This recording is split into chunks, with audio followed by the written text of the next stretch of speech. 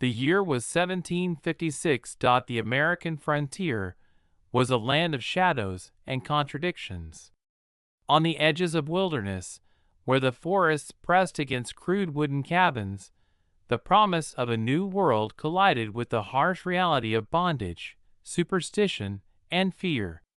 Life on the frontier was brutal, shaped by hunger, violence, and the grinding weight of survival.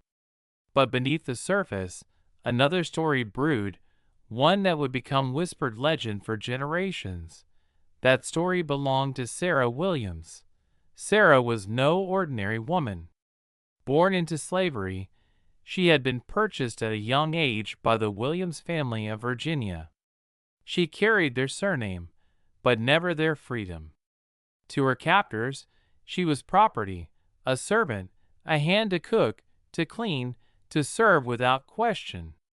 Yet behind her quiet gaze, Sarah nurtured a mind sharpened by suffering and a will hardened by fire. The year was 1756. The American frontier was not a land of peace, but of struggle, a place where cultures clashed, where settlers carved their homes out of wilderness, and where the enslaved lived under the crushing weight of silence. In this world of shifting borders and fragile survival stood the Williams household. It was not a grand estate of the coastal elite, but a rugged frontier home, half farm, half fortress, standing against the forests and rivers that stretched endlessly into the unknown. The family that ruled it believed themselves pioneers, carriers of civilization into untamed lands. But beneath their roof lived another story, a story they could not control. Her name was Sarah Williams. She was not born into freedom. Her life was bought and sold like cattle, her body chained by law, and her voice silenced by fear. In the Williams household, her world revolved around the kitchen. It was there, by the open hearth and smoky fire, that Sarah's life unfolded day after day. She prepared bread before the sun had risen, kneading dough with calloused hands, sweat dripping from her brow. She roasted meats until their juices hissed and popped over flame. She simmered stews thick with wild roots, corn, and beans. The frontier's abundance passed through her hands, yet never truly belonged to her. But within that same kitchen, Sarah discovered something her masters overlooked. The wilderness whispered to her in secret. She learned the hidden power of herbs, leaves, and powders gathered from the land. Some plants could heal wounds, ease pain, or soothe fever. Others carried a darker promise, death, quiet and unseen. Her masters believed she was invisible, a shadow moving silently from task to task. But Sarah was always listening. When traders passed through the settlement, when healers spoke in hushed voices, when the land itself gave up its secrets, she remembered everything. The frontier was a place of constant danger. Settlers feared raids from native tribes, attacks from rival colonies, disease, and famine. But inside the Williams household, the greatest threat was already in their midst. Sarah, forced to obey, carried the chains of silence on the outside, but inside, a fire smoldered. Every command barked at her, every cruel word, every injustice pressed down upon her soul. Yet, while her masters saw her as powerless, she was slowly weaving a different kind of power. In the mortar and pestle, in the grinding of roots, in the quiet stirring of pots, Sarah found her weapon. By day, she fed the family that enslaved her. By night, she studied the quiet language of the land. She knew which leaves could calm a restless child, and which could stop a beating heart. Knowledge was her only freedom, her only weapon, her only hope. The Williams family believed themselves safe behind their walls, far removed from the chaos of the frontier. They saw Sarah only as a servant, an invisible hand that kept their household alive. But history teaches us that those who are ignored often see the most. Those forced into silence often hear what others do not. And in the silence of the frontier kitchen, Sarah Williams carried the power to end everything with a single meal. This was the beginning of a story not of conquest, but of resistance. A story born out of chains, silence, and survival. A story where the kitchen fire burned not just with heat, but with vengeance. Season 1 begins here, in the smoke and shadows of a frontier kitchen, where bread was baked, stews simmered, and death itself waited quietly among the herbs. The frontier was not only a battleground of muskets, chains, and survival, it was a living, breathing world of shadows. A place where every tree held a secret, every river whispered a name, and every root, leaf, and stone was more than what it seemed. This was not the polished world of cities or plantations. This was the raw edge of existence, where settlers fought to claim the land, where enslaved men and women fought to keep their souls alive, and where the indigenous tribes clung fiercely to traditions older than memory itself. Here, in the heart of the wilderness, Sarah Williams listened, not just to the voices of people, but to the land itself. To the untrained eye, the woods were nothing more than tangled weeds and poisoned berries. But to Sarah, the forest was a library, its pages written in green, its letters made of petals and bark. From whispers shared in secret between the enslaved and the native people, she learned that some plants did more than heal. They could harm. They could weaken. They could kill. Nightshade, with its delicate purple blossoms, carried death in its berries. Hemlock, tall and unassuming, was as deadly as any blade. Foxglove, with its pink and violet bells, could still a racing heart until it beat no more. To a master, these were weeds. To Sarah, they were weapons disguised as flowers. The nights on the frontier were long, filled with the cries of wolves and the drumming of insects. But within those nights, Sarah began her second education, not in the language of books, but in the lore of survival.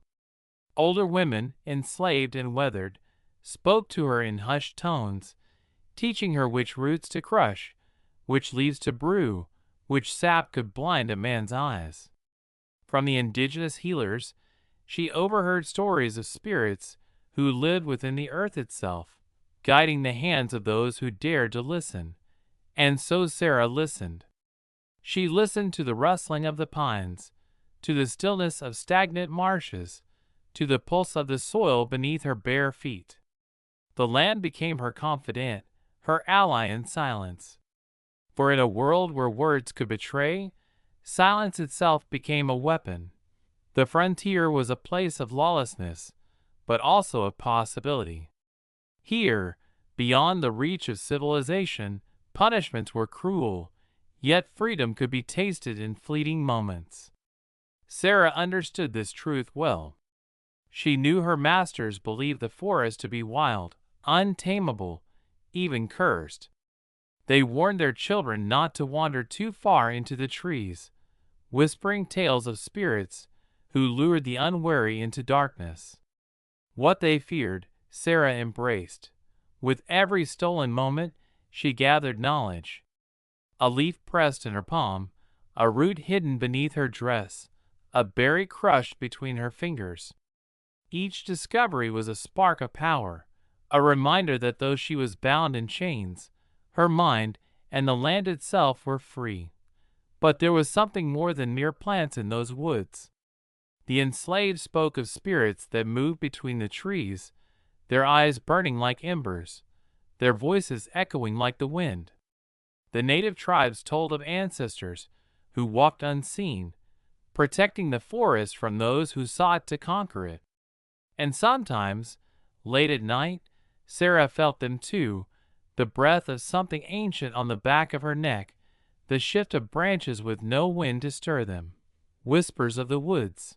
Whether spirit or imagination, they told her to endure, to fight, to prepare. The plants were not simply poisons. They were gifts, weapons of the silent war she was learning to wage. And as the years pressed on, Sarah no longer walked the forest as a frightened girl. She moved through it like one who belonged, her hands brushing the leaves as if greeting old friends. The nightshade bowed to her in silence.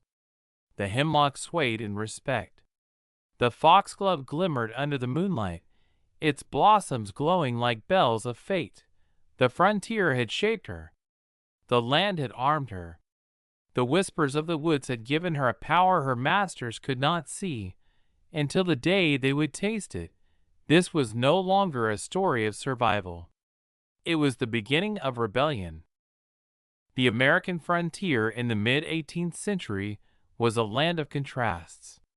Wild forests and untamed rivers stretched for miles, yet in the midst of this rugged wilderness, pockets of wealth and power rose like fortresses.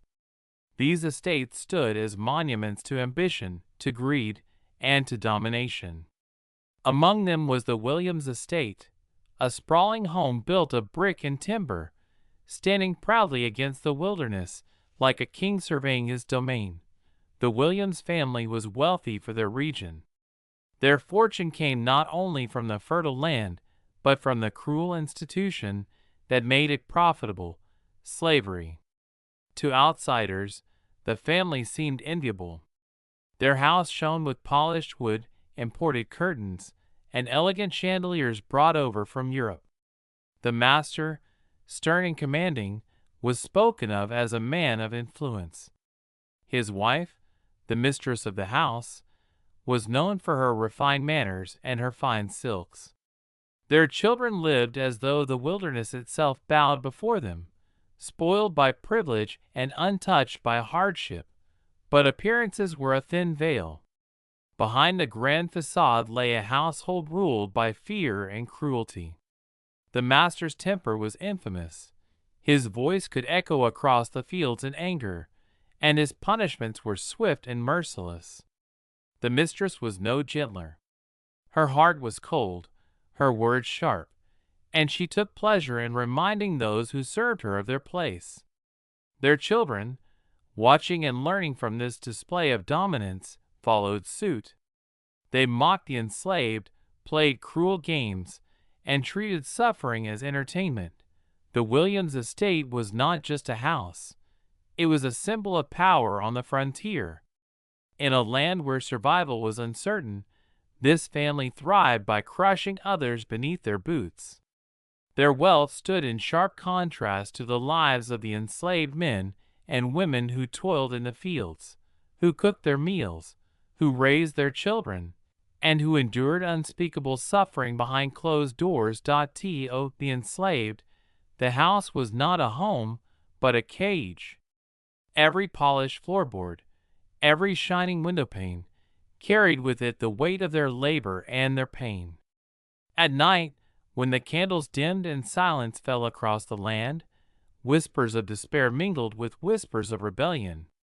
For though the Williams family ruled with iron fists, the human spirit within the enslaved could not be so easily crushed. On the frontier, danger lurked everywhere.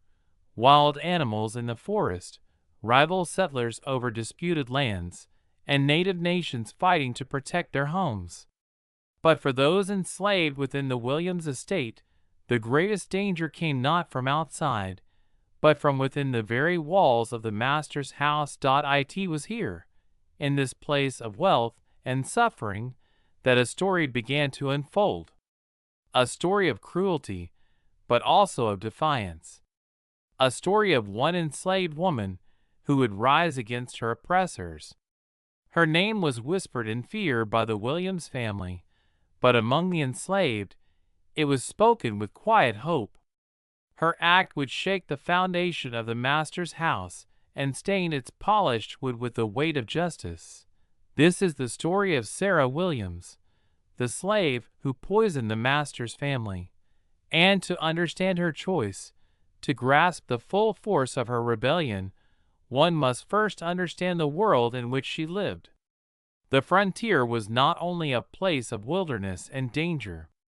It was a place where wealth fed on suffering, where power demanded silence, and where sometimes silence was broken in the most unexpected ways. The year was 1756.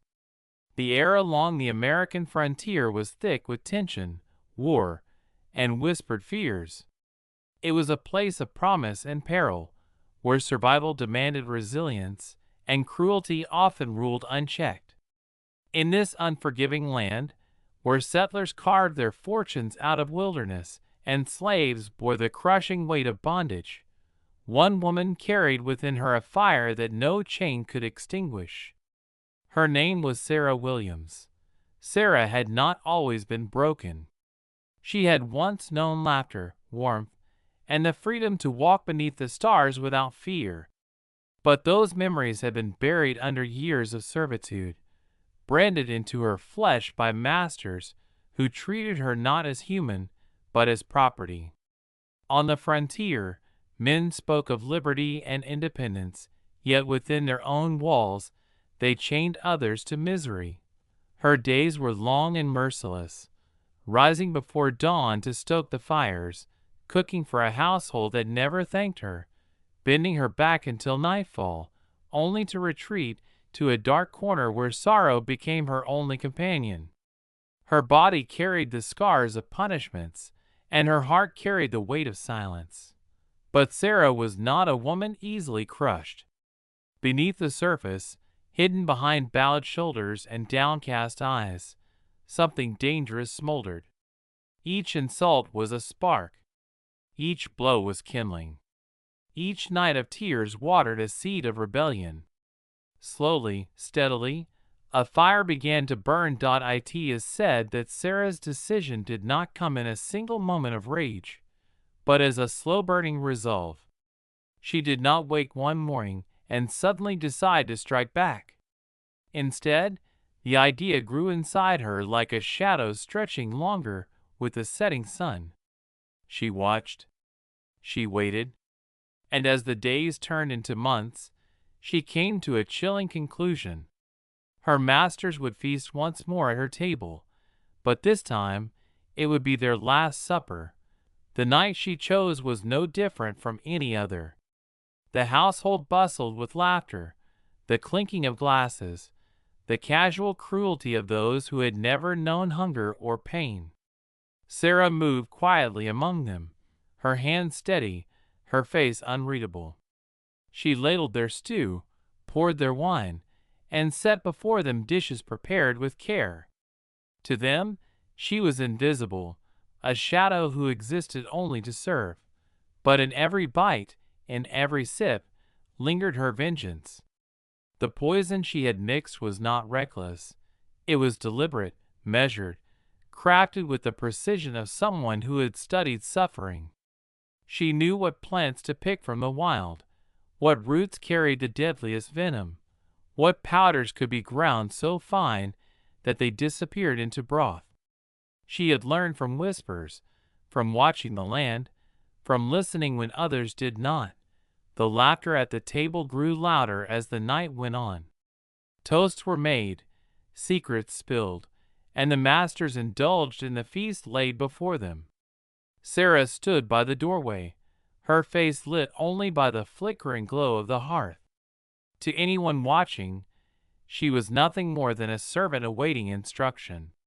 But inside, she listened for the shift, the cough, the groan, the silence that would come. It began slowly.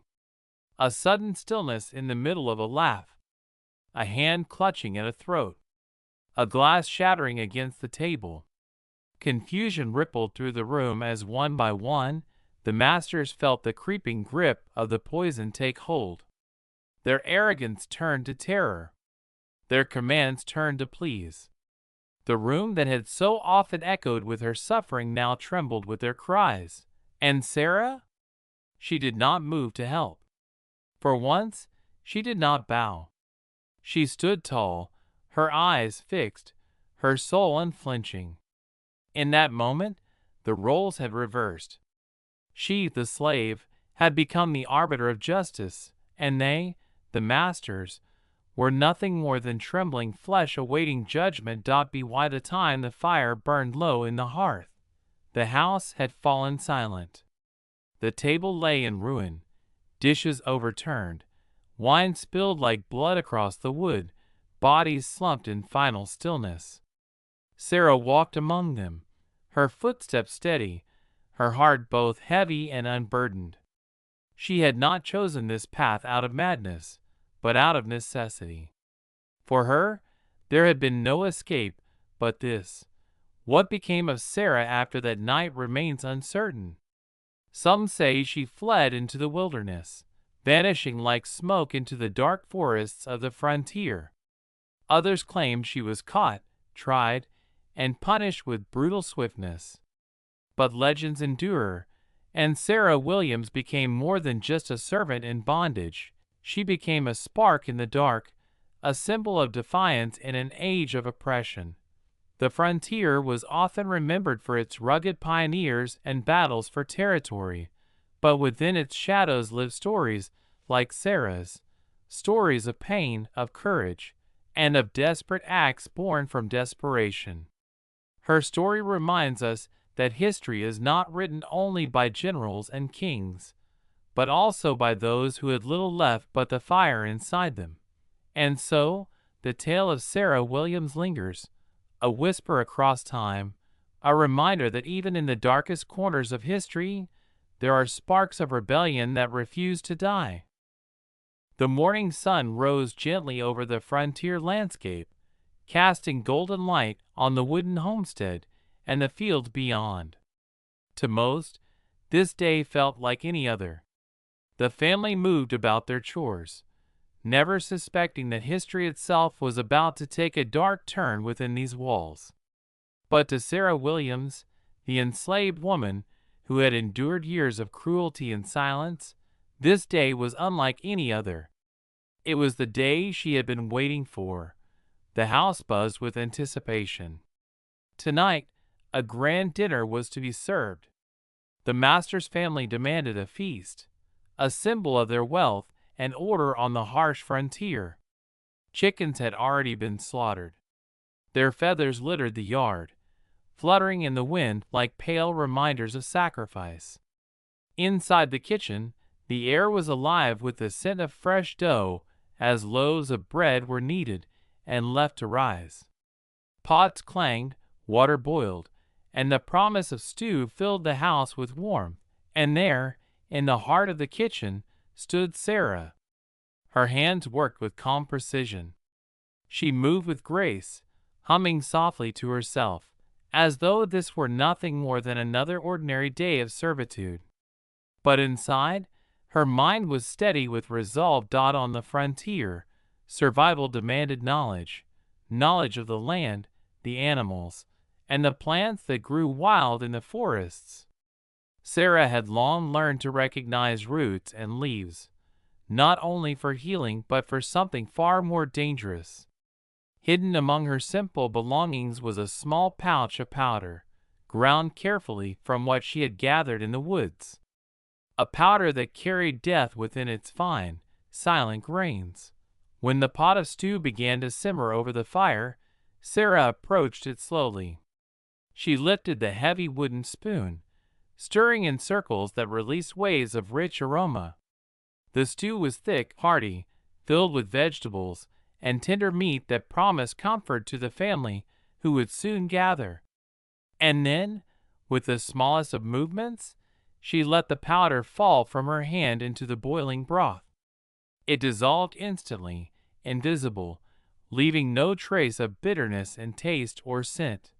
The room grew warmer as the fire snapped beneath the pot. Outside, laughter echoed faintly as the children played, unaware of the storm that Sarah had set in motion. She stirred the stew one final time, her face unreadable. Her heart did not race. Her hands did not tremble. Years of suffering had prepared her for this moment. To the family, this was a feast. To Sarah, it was just as served in silence. By dusk, the table would be laid with bread fresh from the oven, meat roasted to perfection, and the stew at its center, steaming and inviting. The family would gather, bow their heads in shallow prayer, and lift their spoons to their lips with trust.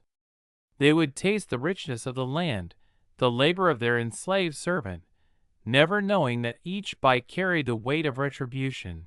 Sarah stood at the hearth, her eyes reflecting the flames, her song a quiet whisper against the crackle of firewood. On the frontier, life was harsh, survival was uncertain, and power was often cruel.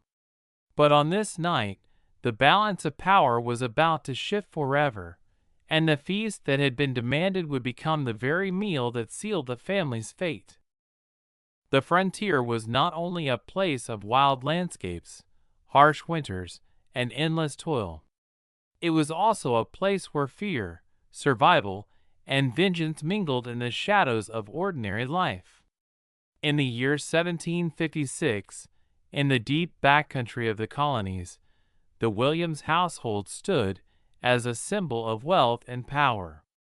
Their estate stretched across fields carved out of the wilderness, where enslaved men and women bent their backs under the sun, their lives reduced to property. And among them was Sarah. Sarah Williams was no ordinary servant. She had been torn from her people, chained, bought, and sold. For years she lived under the iron hand of her master, forced into silence, her dignity stripped away. But inside her burned a quiet fury. She watched, she learned, and she waited. Each day that passed, she measured the cruelty of her oppressors and stored it like kindling for a fire yet to come. That evening, the household was bright with laughter. The family prepared for supper, unaware that history was about to take its most chilling turn. The long oak table was set with silver polished to a shine, candles flickering against the walls, casting shadows that danced like ghosts. At the head of the table sat the master, his posture proud, his gaze commanding. Beside him, the mistress, adorned in silk, her voice sharp with authority even as she cooed to the children. The children giggled, their voices echoing through the great room. To them, it was an ordinary evening. They had no sense of the storm that moved silently in the heart of the woman serving them. Sarah entered carrying the steaming pot of stew, her movements deliberate, graceful, her face an unreadable mask. In her hands was not just food, it was justice simmered in silence, vengeance ladled into bowls of warmth. Each scoop of the thick stew was measured, carefully poured into plates rimmed with gold. The family bowed their heads for grace, murmuring prayers of thanks for a meal prepared by the very woman they enslaved. The master raised his spoon first, sipping with satisfaction. He smiled, nodding toward Sarah. "Your hand in the kitchen is unmatched," he said, his voice booming. The mistress agreed, praising the flavor, while the children eagerly devoured their portions, licking their spoons with delight. But as laughter rose, Sarah's eyes flickered, just for a moment. It was a fire hidden beneath calm waters, a storm behind still skies. None at the table noticed. They ate heartily, praising her skill, unaware that their last supper had begun. The servants lining the walls stood motionless. Some lowered their eyes, some shifted uneasily, sensing the weight of something unsaid. Minutes passed. The candles burned lower. The air grew heavy. Slowly, one by one, their laughter faltered. A cough broke the silence. A spoon clattered against the plate. The master pressed his chest, his face paling.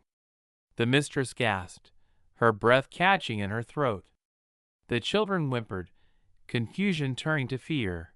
The poison had taken hold. Sarah stood still, her hands clasped, her eyes fixed not on the chaos but on the horizon beyond the window. She did not flinch at the cries, the moans, the desperate prayers for mercy. For her, this was not cruelty. It was retribution, a reckoning carved into the final act of her servitude. The Williams family had eaten their fill, and in that meal they consumed their fate. The room fell into silence, broken only by the crackle of the hearth. One by one, the voices faded, leaving only the sound of the wind pressing against the shutters. History would remember the frontier as a land of freedom, but for Sarah and so many like her, it was a land of bondage, blood, and despair. And yet, in that moment, she carved her story into its soil, not as a victim, but as the hand of judgment. That night, the Williams household ended in shadows, and the legend of the poisoned supper lived on, whispered as a warning, told as a tale of terror, and remembered as the night when the enslaved woman's silence broke into fire. This was the Last Supper. The year was 1756. The frontier was a place of both promise and peril, a land where fortunes could be made, yet death often lingered just beyond the edge of the firelight. This was a world where empires clashed, where settlers carved out homes in the wilderness, and where whispers of betrayal traveled faster than the wind. On one such frontier estate, the evening began as so many others did. The great house stood in quiet pride, its lanterns glowing against the dark curtain of night. Inside, the master of the home, his wife, and their children gathered around a long wooden table. Silver goblets gleamed. The fire roared. Servants moved silently in the shadows, carrying platters of roasted meat, bread still warm from the hearth, and wine rich enough to dull a man's thoughts. At first, nothing seemed unusual. The family laughed with the confidence of those who believed themselves untouchable. They spoke of land that stretched further west, past the rivers and forests where danger still lurked. They spoke of trade, of the profits made from fur, tobacco, and human bondage. They spoke of their rightful place in society, of status secured by wealth and power. But beneath the glow of that night, something darker stirred. The frontier was never kind to arrogance. And for this family, the reckoning had already begun. The meal carried on. Goblets were raised, bread was broken, and voices filled the room with mirth. Yet as the night wore on, laughter faltered. One of the children coughed, his small hands trembling as he pressed them to his stomach. Then another cough sounded, deeper, harsher. The wife reached for her throat, her eyes wide in confusion. The master of the house frowned, his face draining of color. The coughs grew heavier, turning into gasps, the gasps into moans. The poison had taken hold. Suddenly, the feast turned into a nightmare. Forks clattered against the table. The master staggered to his feet, clutching his chest, only to collapse before his goblet spilled across the floor. His wife followed, her scream cut short as her body writhed in pain. One by one, the children's voices filled the house with cries of terror, only to fall silent in a sickening rhythm. The air thickened with panic. Chairs overturned. The crackle of the fire mixed with the desperate gasps of the dying. The grand house, so full of pride just moments before, echoed with chaos. And then silence. A silence so heavy it seemed to press against the walls, a silence that devoured everything. This was the silent hour, the moment when laughter became death, when power turned into fragility, and when the frontier reminded its inhabitants that survival was never guaranteed. But behind the silence lingered a question: who had done this? Was it fate, striking down those who lived by exploitation? Or was it the careful hand of someone long overlooked, someone who had served in shadows and carried chains, but waited patiently for revenge? The frontier was a place of blurred lines, between civilization and wilderness, between justice and vengeance, between life and death. In the flickering light of that poisoned feast, all those lines collapsed into nothing. The morning that followed would reveal only bodies, faces frozen in shock, hands stiff in their last desperate grasp for life. The house stood silent, an empty monument to a family that believed themselves untouchable. And yet, in the silence, the truth of the frontier lingered. Power is fleeting, and silence often speaks louder than screams. This was more than just a death. It was a story of the frontier itself, where empires rose, families perished, and the land consumed all who forgot the price of survival. This is Season 7, The Silent Hour. The sun rose slowly over the vast frontier, painting the wilderness in muted shades of gold and gray. In a world where survival was never guaranteed, every dawn was a blessing, and every shadow carried secrets untold. This was not the bustling heart of a city, nor the safety of a well-guarded settlement. This was the edge of civilization, where the line between law and lawlessness blurred, and where whispers of tragedy could echo louder than sermons in church halls. On this morning, the neighbors arrived to a sight that would sear itself into memory. A silence hung heavy around the homestead, a silence too thick to be ordinary. The once proud family, known for their land, their status, and their sense of untouchable wealth, lay lifeless within their own walls. Their dining table, where laughter and ambition once filled the air, had become an altar of death. The servants, trembling with fear, huddled together in corners. They whispered a name, softly at first, then with growing certainty. Sarah Williams. The quiet cook, the woman who had always moved in the shadows of the household, silent, dutiful, unseen. To most, she had been a figure of obedience, a pair of hands that labored without question. But now, those same hands were accused of mixing poison into the final meal of her masters. Some claimed they had seen her slip into the woods in the dead of night, vanishing into the thickets like a spirit. Others swore she had remained at the table itself, standing still, eyes cold and unblinking, watching her captors choke and collapse one by one. No one could agree on the truth. Yet the fear was real, and in the frontier, fear was as powerful as fact. The tragedy raised questions that no one dared ask aloud. What had driven her to such an act? Was it desperation, rebellion, or a long-nursed vengeance hidden beneath years of quiet servitude? And how could such a crime unfold not in the shadows of a city, but in the raw wilderness, where every life depended on trust and survival? The frontier itself seemed to hold the answer. This was a land of opportunity for some, but also a land of bondage, cruelty, and silence for others. In the 1750s, power belonged to the few.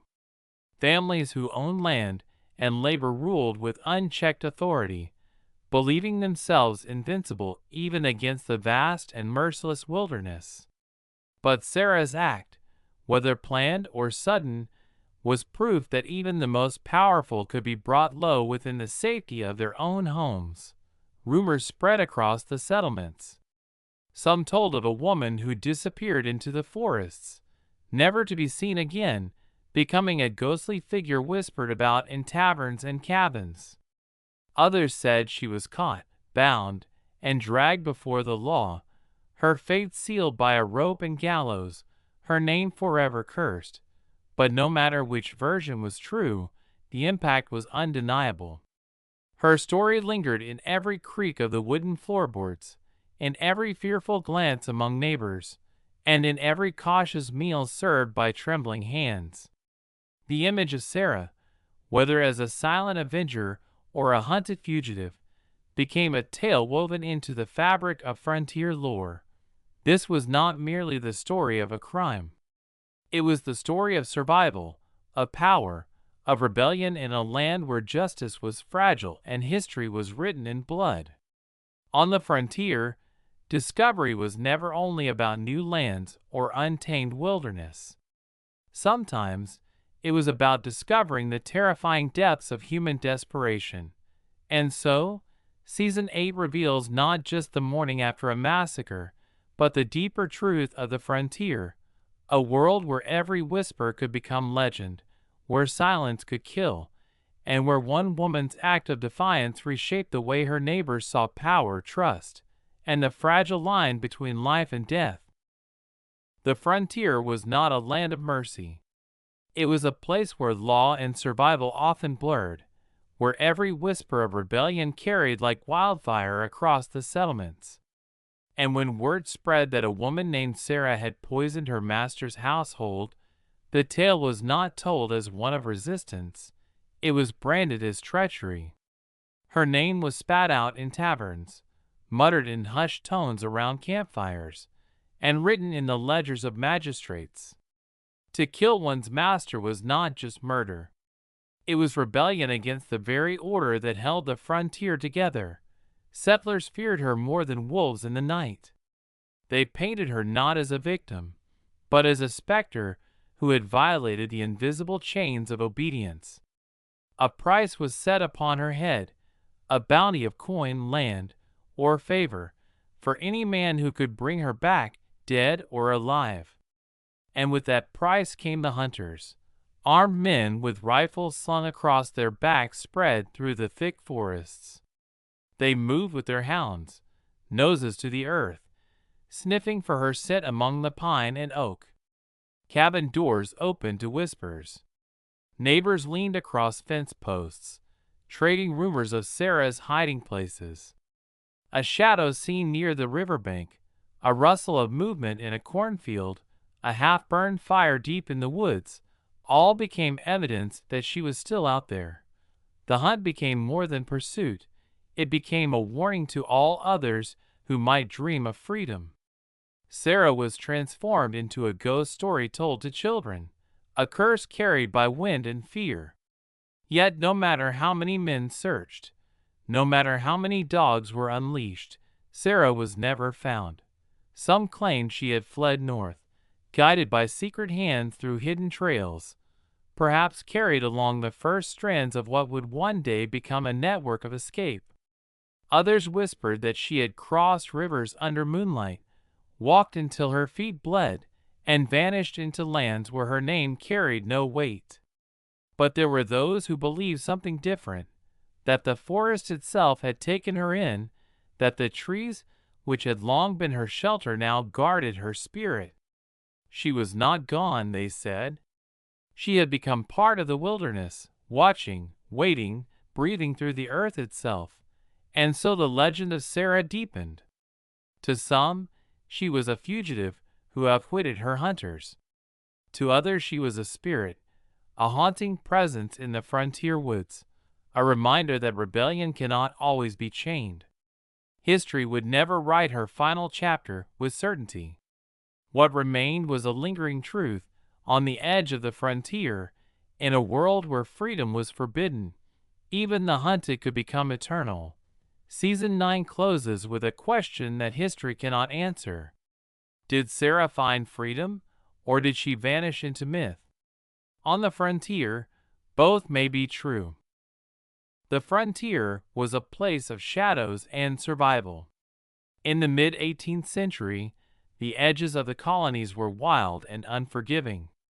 Thick forests stretched endlessly, filled with dangers both seen and unseen. Families huddled inside their cabins at night, listening to the howl of wolves and the distant crack of muskets. Out here, every neighbor was both a friend and a potential enemy. Every stranger carried the weight of suspicion, and it was in this atmosphere of fear that the name Sarah Williams became more than just a memory. Sarah had vanished, taken by the gallows, or by the silence of history. No one knew for certain. But her story was whispered from Virginia plantations to the furthest frontier cabins. She had been the slave who poisoned an entire master's family with a single dinner. A woman of silence, rage, and cunning. Her act was a rebellion so daring, so shocking, that even after her death, she could not be erased. On the frontier, where fear ruled every night, Sarah became a legend.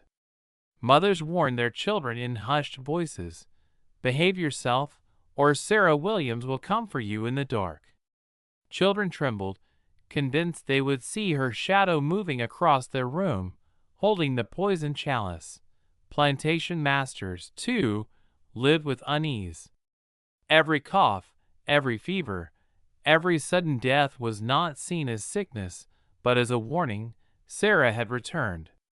They imagined her ghost slipping into kitchens, pouring poison into stews, stirring death into the water bucket. Her absence was not an end. It was a beginning. This was the power of fear on the frontier. The wilderness itself seemed haunted, and Sarah's name blended with the sounds of the night. When a husband fell suddenly ill, his widow whispered that Sarah's spirit had passed through the room. When livestock died without reason, it was Sarah's vengeance. When masters caught sight of their slaves whispering together by the fire, they remembered Sarah, and terror filled their hearts. The frontier was more than a place of survival. It was a place where legend thrived, where truth and myth became inseparable. And Sarah Williams became both ghost and warning. For the enslaved, her name carried a different meaning. To them, she was not a monster but a figure of resistance. Around hidden fires, in whispered conversations, they told her story not as a curse but as a spark of hope. If Sarah could strike fear into the heart of the master's house, perhaps others could too. Her memory became both nightmare and inspiration, a shadow that divided the world between the oppressed and the oppressor. So the legend grew. With every tale told, Sarah Williams transformed from a woman of flesh and blood into something eternal.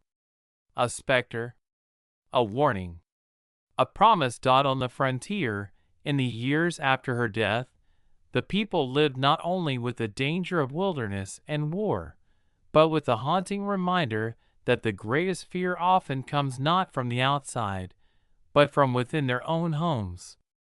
Sarah's absence was not silence. It was a voice that carried through generations, and so the fear remained. The frontier has always been remembered as a place of wilderness and opportunity, a place where men and women carved out lives at the edge of civilization. But behind the myths of rugged settlers and endless land lies a darker truth. The frontier was also a place of violence, fear, and desperation, a place where the line between survival and ruin was razor-thin. In the year 1756, as the colonies trembled in the grip of war and unrest, a single story would ripple through the settlements and echo across generations. It was the story of Sarah Williams, the enslaved woman whose name was carried in whispers, both feared and admired. Her act of defiance would strike terror in the hearts of the powerful and ignite hope among the oppressed. Sarah's life was one of chains. Torn from her homeland, thrust into the service of a wealthy family on the Virginia frontier, she endured a world where her body was not her own, where every breath of freedom was denied her. The house in which she served was filled with the illusions of gentility, fine china on the tables, polished wood floors, and candles burning late into the night. Yet beneath that surface was the brutal reality of slavery. Orders barked, punishments dealt, humanity denied. The Williams family prided themselves on being frontier aristocrats, masters of their domain, untouchable in their wealth and standing. But even as they ruled their household with iron control, their world was far more fragile than they imagined. The frontier was never safe. Raids from rival European powers, conflicts with native nations, wild beasts lurking in the forests, danger pressed in on all sides. And inside their very home, another danger waited. Silent, watching, planning, Sarah had endured years of cruelty. The lash, the hunger, the cold disregard of those who claimed ownership of her life. And yet, deep inside, a fire smoldered. She knew she could not run, not across hostile wilderness, not with hounds and men ready to hunt her down. But resistance did not always mean escape. Sometimes it meant striking back, in the only way left. One evening, as the family gathered for dinner, Sarah prepared the food. The dining room flickered with candlelight. The master and mistress spoke of crops, of neighbors, of the dangers beyond their land. Their children laughed, unaware of the shadows that had already begun to creep across their fate. Sarah moved with precision, her face unreadable. The meal was served. Wine was poured. Forks scraped against porcelain. And then the silence began. One by one, the Williams family faltered. Their laughter gave way to coughs, to gasps, to cries of pain. The poison worked quickly, its bitter truth coursing through their bodies. Plates fell to the floor.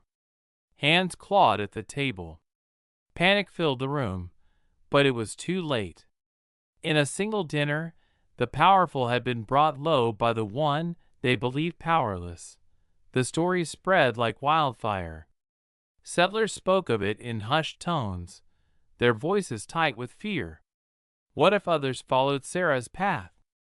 What if the enslaved all rose together, striking from within the very homes they served?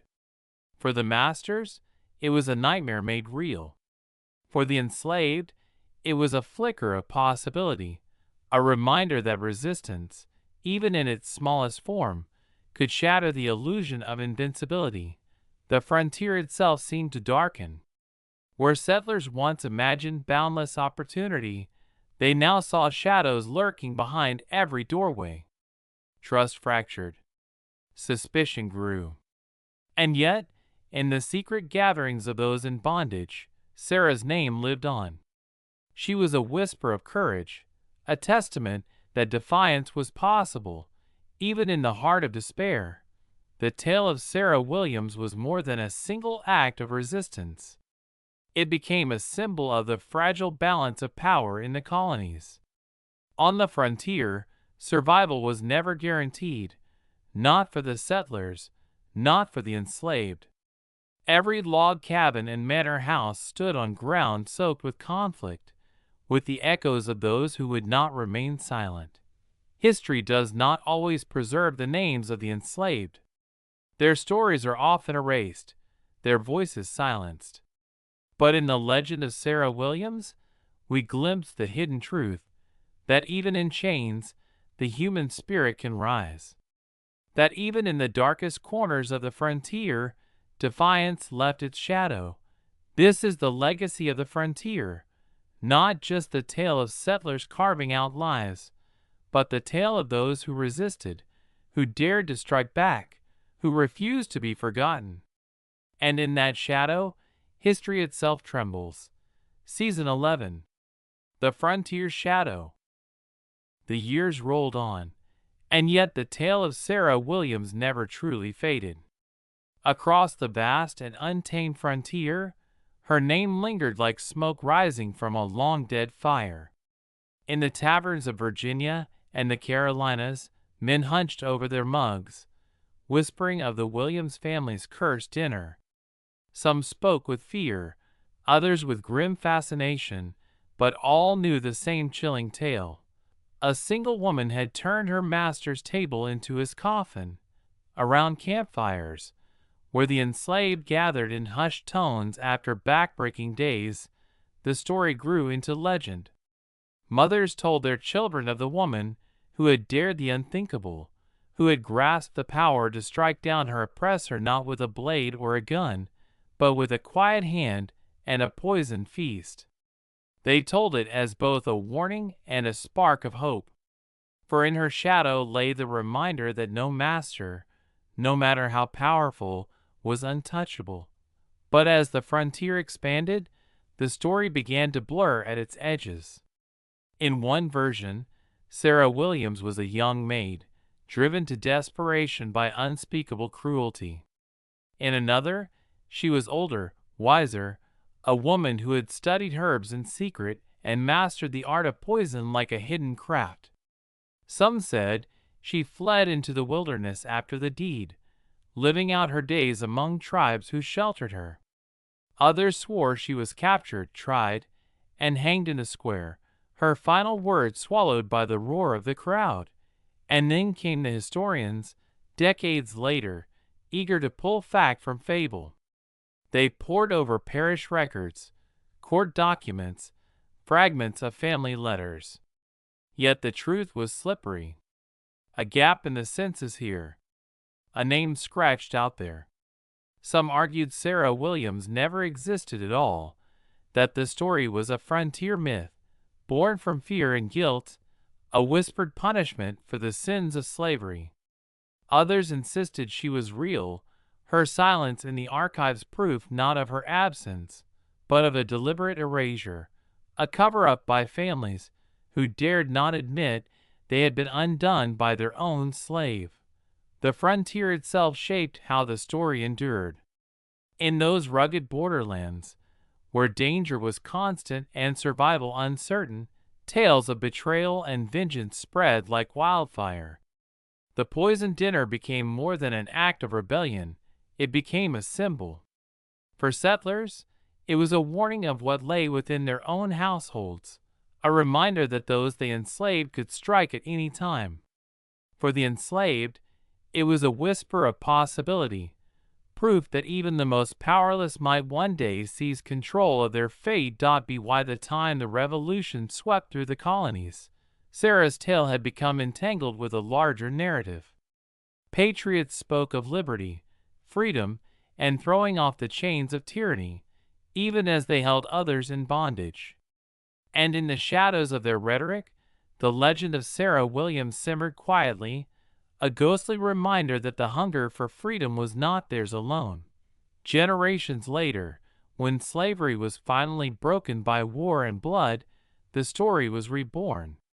Abolitionists resurrected Sarah as a martyr, a symbol of resistance in an age of oppression. Writers painted her as both heroine and villain, saint and sinner, depending on their cause.